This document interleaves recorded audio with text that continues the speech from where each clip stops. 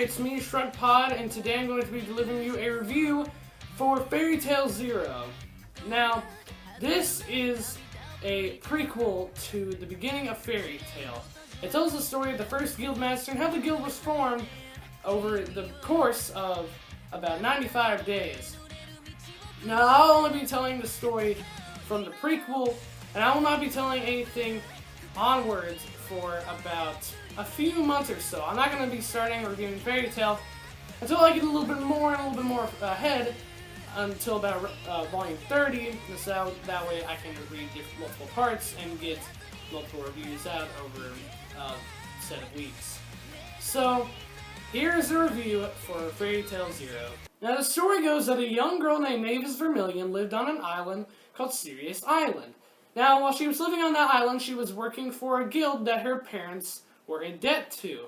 Her parents had passed away on a mission because they were wizards trying to get money for their daughter. But when they passed, Mavis had no place to go except the guild called Red Lizard.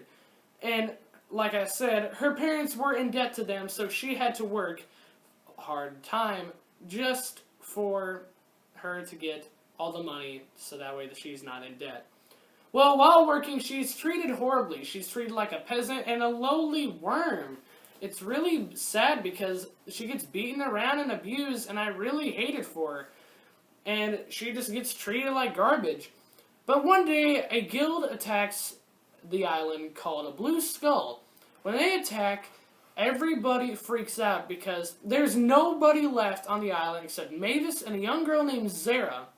Well, after 7 years of living on the island, 3 treasure hunters come to find something called the Sirius Orb that is there on the island, which is very sacred to the island in and of itself.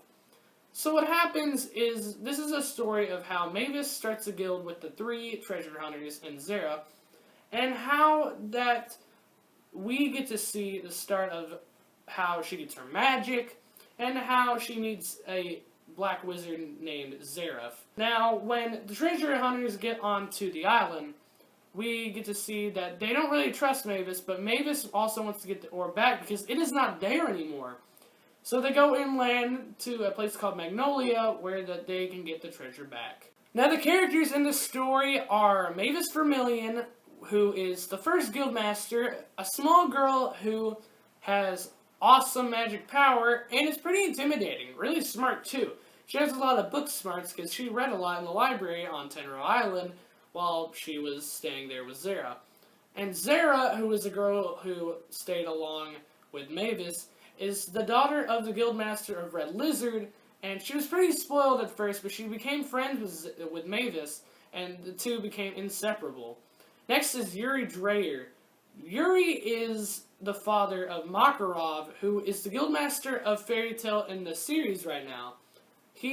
It was a treasure hunter, and he kind of reminds me of Natsu before Natsu, if that makes sense.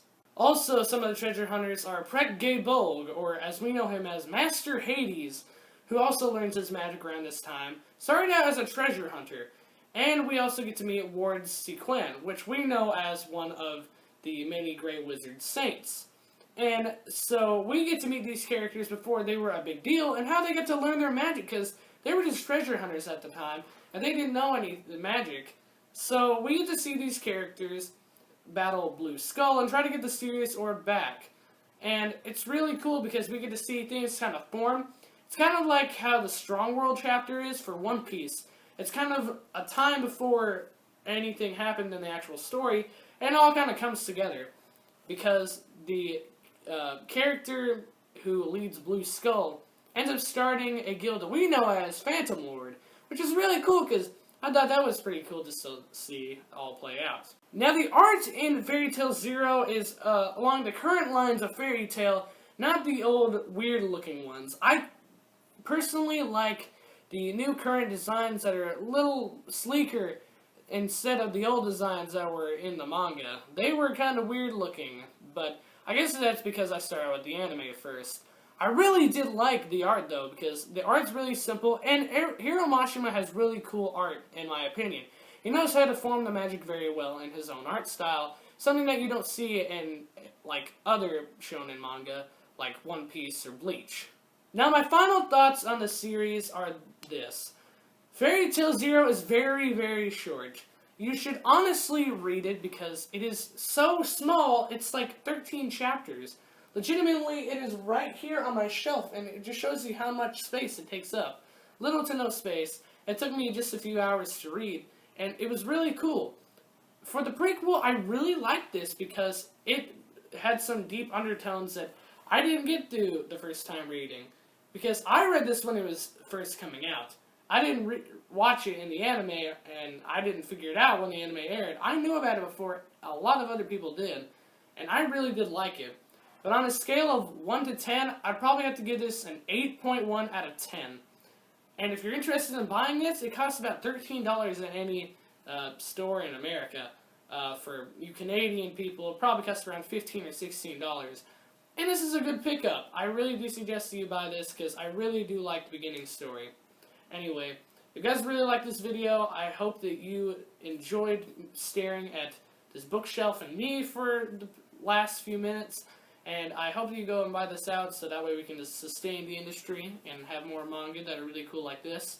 And if you like this video, then subscribe. I'm almost to 100 subscribers as the time of making this video. But I'd really appreciate it if you guys help me out. Anyway, see you guys in the next video.